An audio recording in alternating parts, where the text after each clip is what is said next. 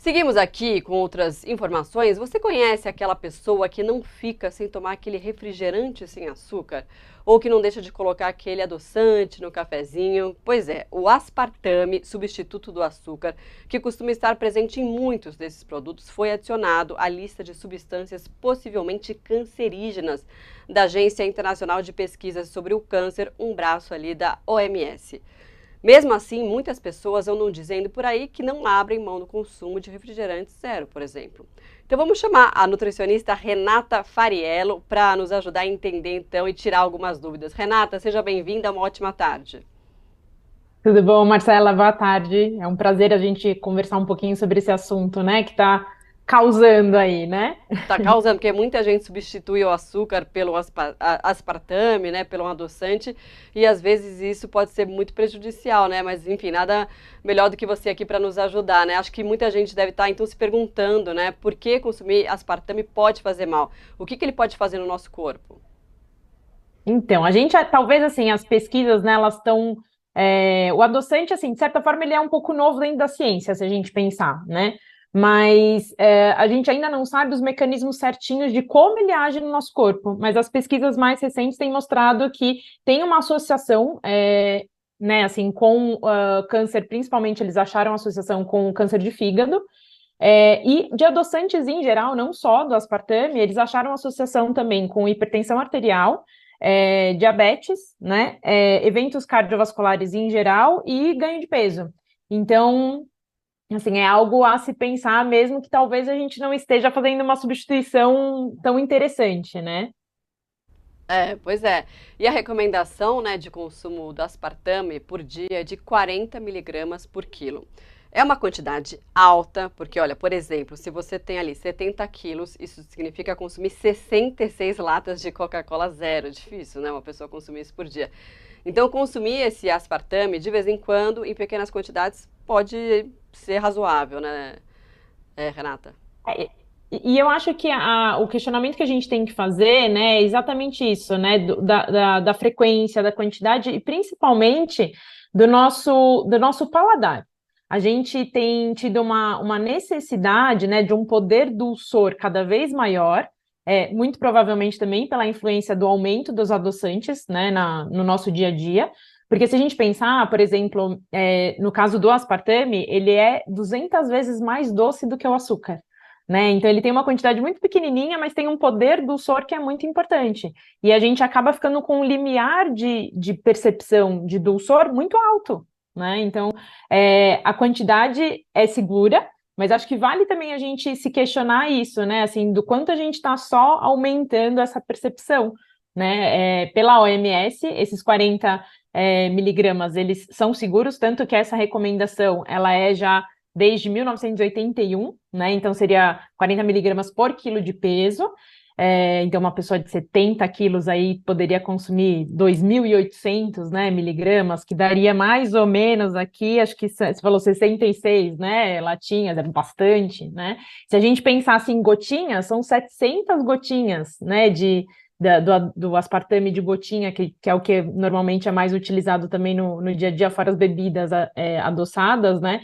Então, é realmente uma quantidade muito grande.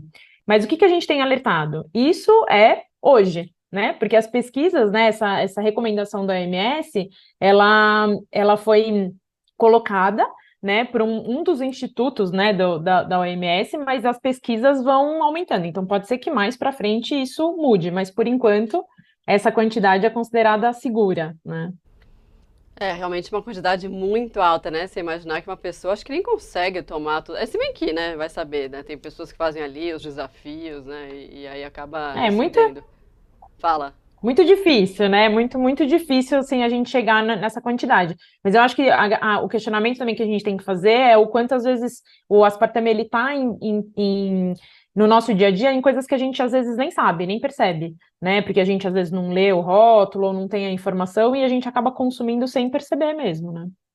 E aquela coisa que você falou também, né? A gente vai deixando o nosso paladar, né, acostumado com esse hábito de ficar cada vez mais doce, né, sem perceber. Então a gente aumenta ali nosso nível de percepção do açúcar, né? É. Agora, Renata, todos os adoçantes que substituem o açúcar podem fazer mal? Tem ali alguma opção menos ruim, digamos assim?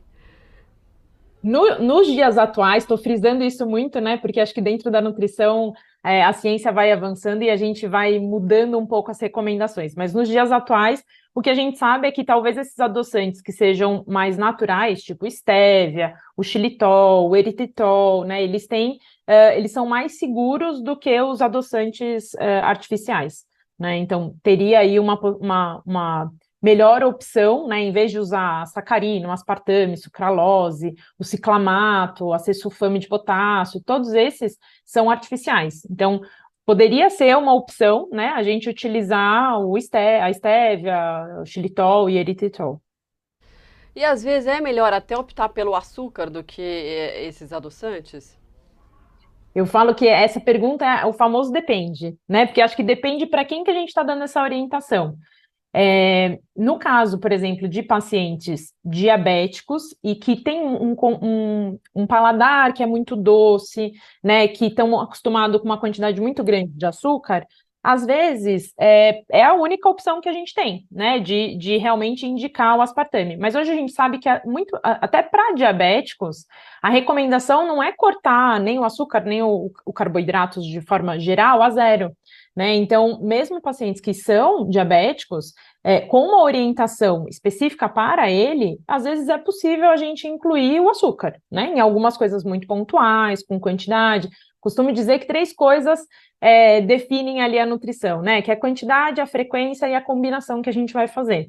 Então, em alguns casos, o açúcar acaba sendo uma opção, né, para a gente não ir para o adoçante, até porque as pesquisas têm mostrado que a maioria da população acaba utilizando sem a recomendação, então não são diabéticos, não tem nenhum tipo de doença específica que precisa do adoçante, mas acabam indo para o adoçante como forma de manutenção ou diminuição de peso, de ganho de peso, né? Evitar ali o ganho de peso ou emagrecer. Mas as pesquisas têm mostrado que consumir adoçante com esse fim não tem ajudado a população, né? Se a gente for ver, o consumo de adoçante tem crescido cada vez mais e a obesidade tem crescido cada vez mais a cada ano. Então, talvez esse não seja uma alternativa efetiva, né? É verdade, né? Não, e assim, as pessoas, elas simplesmente substituíram, né? Claro, por conta própria, exatamente por isso que você falou, para ter uma dieta menos calórica, mas assim, nem sempre isso pode ser eficiente mesmo, né? Assim, substituir tudo, né, pelo adoçante, talvez não seja a melhor saída mesmo, né? Né? E tem uma coisa que eu acho que é importante, né, Marcela, da gente refletir, que é em relação ao comportamento, né? A nossa mente, às vezes, o fato da gente pensar, né, que o açúcar é o vilão, que realmente, né, o excesso de açúcar realmente faz mal, né? Isso está bem claro na ciência. Mas a gente, às vezes, ir para os extremismos, né? Então, ou eu consumo demais, ou eu tenho que ser zero. Isso, para a maioria das pessoas, às vezes causa uma vontade maior de consumir aquele alimento que a gente está entendendo que é proibido.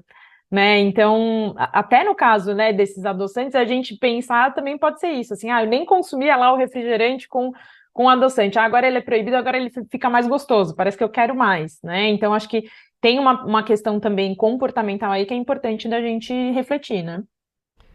Com certeza. Ô, Renata, muito obrigada, viu, pela entrevista. A gente conversou com a Renata Fariello, que é nutricionista clínica e especialista em transtornos alimentares. Uma ótima tarde, até mais. Obrigada, até logo.